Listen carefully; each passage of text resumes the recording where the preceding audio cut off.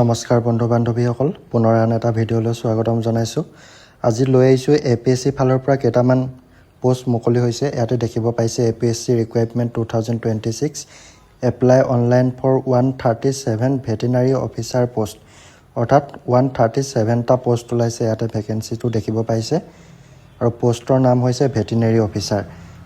Organisation হৈছে APSC ফালৰ পৰা ওলাইছে, ইয়াতে দেখিব পাইছে।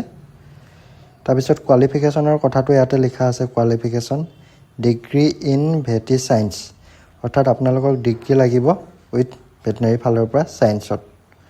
আৰু এপ্লাই মোডটো ইয়াতে দিয়া আছে অনলাইন কৰিলে হ'ব। ইয়াত এতিয়া ডিটেইলছকৈ আমি চাম কিমান কি আছে। আৰু ইয়াতে ইম্পৰ্টেণ্ট দেখিব পাইছে, ইয়াতে দুটা ডেট দিয়া হৈছে। ষ্টাৰ্টিং ডেট 7 আগষ্ট 2026 আৰু লাষ্ট ডেটটো হৈছে 6 ছেপ্টেম্বৰ 2026, অৰ্থাৎ অনলাইন চলি আছে। আপোনালোকে সোনকালে অনলাইন কৰি ল'ব পাৰে। তাৰপিছতে ইয়াতে আপোনালোকক এটা কুৱেশ্যন দিয়া হৈছে। এই কুৱেশ্যনটো যদি শুদ্ধ উত্তৰটো জানে তেতিয়াহ'লে কমেণ্ট কৰিব আৰু সপ্তাহত 196 ৰুপিজ জিকাৰ সুযোগ পাব। তাৰপিছত ইয়াতে নেক্সট আৰু পোষ্টৰ ডিটেইলছলৈ আহিছোঁ। ইয়াতে দেখিব পাইছে APSC ৰিকুৱাৰমেণ্ট ছাৰ্ভিচ অলৰেডি কোৱা হৈছে। ইয়াতে এডভাৰটাইজ নাম্বাৰটো দিয়া আছে। এইটো এডভাৰটাইজ নেম 11/2026 3 আগষ্টত ওলাইছিলে আৰু ইয়াতে লাষ্ট ডেটটো দিয়া আছে ছেপ্টেম্বৰত। তাৰপিছত ইয়াতে দিয়া আছে যে আপোনালোকৰ চেলাৰী কিমান হ'ব। ইয়াতে দিয়া আছে pay band 4 with pay scale of 30,000ৰ পৰা 1,10,000 টকা আৰু লগতে গেট পে থাকিব 12,700 টকা এক্সট্ৰা প্লাছ আৰু লগতে বহুতখিনি এক্সট্ৰা এড হ'ব।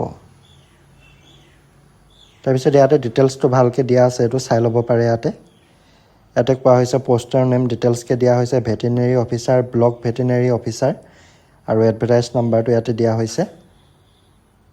তাৰপিছত ডিপাৰ্টমেণ্টকেইটা দিয়া হৈছে, ডিপাৰ্টমেণ্ট কি ডিপাৰ্টমেণ্টত ওলাইছে। ইয়াতে animal husbandry veterinary department government of Assam ফালৰ পৰা ওলাইছে আৰু পে স্কেলটো ইয়াতে দিয়া আছে, অলৰেডি মই কৈছোঁৱেই। তাৰপিছত কোৱালিফিকেশ্যনটো ইয়াতে ডিটেইলছত দিয়া আছে। A candidate must hold a degree animal husbandry veterinary science from any recognise university or institution,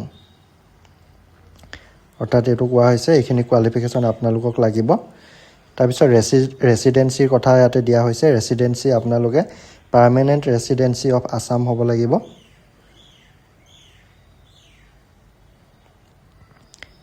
তাৰপিছত ইয়াতে এমপ্লয়মেণ্ট এক্সচেঞ্জ ৰেজিষ্ট্ৰেশ্যন চাৰ্টিফিকেট কথা দিয়া হৈছে, আপোনালোকক সেইখন লাগিব। এমপ্লয়মেণ্ট এক্সচেঞ্জ ৰেজিষ্ট্ৰেশ্যন চাৰ্টিফিকেটখন যিহেতু আজিকালি প্ৰয়োজন হয়েই সকলো জবৰ কাৰণে, সেইখন আপোনালোকক ইয়াতে প্ৰয়োজন হ'ব। আৰু ইয়াতে যদি আপোনালোকে অনলাইন কৰাত কিবা অসুবিধা পাইছে তেতিয়াহ'লে এইটো হেল্পলাইন নম্বৰত আপোনালোকে কণ্টেক্ট কৰিব পাৰিব। তাৰপিছত আৰু ভেকেঞ্চি ডিটেইলছখিনি ইয়াতে অলপ কেটেগৰী ৱাইজত দিয়া হৈছে, কাৰ কাৰণে কিমান কি পোষ্ট ওলাইছে ইয়াতে গোটেইখিনি চাব পাৰিব কেটেগৰী ৱাইজত। অ'পেন কেটেগৰীত ওলাইছে টোটেল 106টা পোষ্টৰ ওলাইছে আৰু RFW ফালৰ পৰা 32টা ওলাইছে। ঠিক তেনেকৈ OBC MOBCৰ কাৰণে টোটেল 6টা আৰু RFWৰ কাৰণে 2টা। ট্ৰি ট্ৰাইবেটসকলৰ আদিবাসীসকলৰ কাৰণে 1টা পোষ্ট ওলাইছে আৰু RFৰ কাৰণে 0। ঠিক তেনেকৈ এইখিনি SC STৰ কাৰণে SCৰ কাৰণে ওলাইছে 11টা আৰু 3টা RFWৰ কাৰণে। ঠিক তেনেকৈ STPৰ কাৰণে STHৰ কাৰণে মুঠ টোটেল পোষ্ট ওলাইছে 137টা।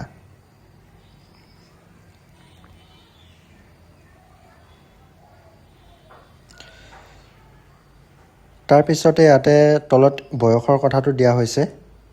ইয়াতে PWD সকলৰ কাৰণে কিবা এটা ন'টিচ দিয়া হৈছে, এইটো আপোনালোকে পঢ়ি ল'ব। যিসকলে PWD কেটেগৰীত পৰে তেওঁলোকৰ কাৰণে ইয়াতে এটা ইম্পৰ্টেণ্ট ন'টিচ দিয়া হৈছে।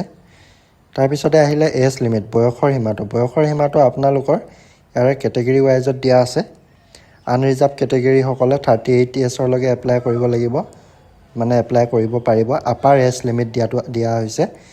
OBC MOBC সকলে 41 বছৰলৈকে এপ্লাই কৰিব পাৰিব। SC ST সকলে 43 বছৰলৈকে পাৰিব। PWBD সকলে 10 বছৰলৈকে পাৰিব আৰু লগতে 10 বছৰ ৰিলেক্সন দিয়া হৈছে। মানে আপোনালোকৰ যোনটো কেটেগৰীত পৰে তাৰ লগত আৰু 10 বছৰ আপোনালোকে যোগ কৰি যদি বয়স তেতিয়ালৈকে হোৱা নাই আপোনালোকে এপ্লাই কৰিব পাৰিব। তাৰপিছত ইয়াতে এক্স ছাৰ্ভিচমেনৰ কথা দিয়া হৈছে, তেওঁলোকে 50 বছৰলৈকে পাৰিব। ঠিক তেনেদৰে ইয়াত কিছুমান বয়সৰ ৰিলেক্সন দিয়া হৈছে, 10 বছৰ ৰিলেক্সন PWD candidate apply belong to যিসকলে মানে ST OBC বা যিকোনো কেটেগৰীৰ ফালৰ পৰা তেওঁলোকে PWDত পৰে তেওঁলোকৰ কাৰণে। তাৰপিছত ইয়াতে এপ্লিকেশ্যন ফিজৰ কথাটো দিয়া হৈছে। এপ্লিকেশ্যন ফিজটো ইয়াতে দেখিব পাইছে, জেনেৰেলসকলৰ কাৰণে 250 আৰু 47 ৰুপিজ প্ৰচেছিং। টোটেল আপোনালোকৰ ইয়াতে 297 ৰুপিজৰ জেনেৰেলসকলে পে' কৰিব লাগিব। তাৰপিছত আহিলে OBC MOBC সকলৰ কাৰণে তেওঁলোকে টোটেল 197 ৰুপিজ পে' কৰিব লাগিব। আৰু SC ST BPL PWBD তেওঁলোকৰ কাৰণে 47 ৰুপিজতে অকল অনলাইন কৰিব পাৰিব। তাৰপিছত ইয়াতে চিলেকশ্যন প্ৰচেছটো দিয়া হৈছে, কেনেধৰণে চিলেকশ্যন কৰা হ'ব। সকলোৱে জানে যে APSC সাধাৰণতে কেনেধৰণে চিলেকশ্যন কৰা হয়। তাৰ কাৰণে আপোনালোকে মেইনছ দিব লাগিব, প্ৰিলিমছ দিব লাগিব। তাৰ উপৰিও ইয়াতে কেইটামান ঠাইৰ নাম দিয়া হৈছে য'ত য'ত আপোনালোকৰ এক্সাম চেণ্টাৰবিলাক পৰিব। ইয়াতে এইখিনি ঠাই দিয়া হৈছে, গুৱাহাটীত ক'ত ক'ত আছে, শিলচৰত ক'ত ক'ত আছে, যোৰহাটত ক'ত ক'ত আছে, নগাঁৱত ক'ত ক'ত আছে, তেজপুৰত ক'ত ক'ত পৰিব, কোকৰাঝাৰৰ ক'ত ক'ত পৰিব, গুৱাহাটী ক'ত ক'ত পৰিব। তাৰপিছত এপ্লাই কেনেধৰণে কৰিব পাৰিব ইয়াতে দিয়া আছে। আপোনালোকক এপ্লাই কৰিবৰ কাৰণে মই এপ্লাই লিংকটো মই ডিছক্ৰিপশ্যনত দি দিম, তাৰ পৰা এপ্লাই কৰিব পাৰিব। আপোনালোকে অফিচিয়েল ৱেবছাইটত যাব লাগিব, নহ'লে মোৰ ভিডিঅ' ডিছক্ৰিপশ্যনৰ ফালৰ পৰা আপোনালোকে এপ্লাই কৰিব পাৰিব। আৰু লগতে এপ্লাই কৰোঁতে আপোনালোকৰ ইমেজ কি ধৰণৰ চাইজ হ'ব লাগিব ইয়াতে এইটো কোৱা হৈছে, এইটো চাই ল'ব। ইয়াতে দিয়া হৈছে কিমান চাইজৰ হ'ব লাগিব ইমেজ আৰু PDF বিলাক।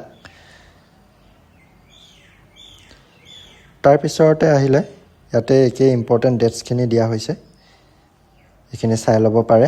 নটিফিকেশ্যন ডেটটো 3 আগষ্টত ওলাইছিলে, ষ্টাৰ্ট 7 আগষ্টৰ পৰা হৈছে।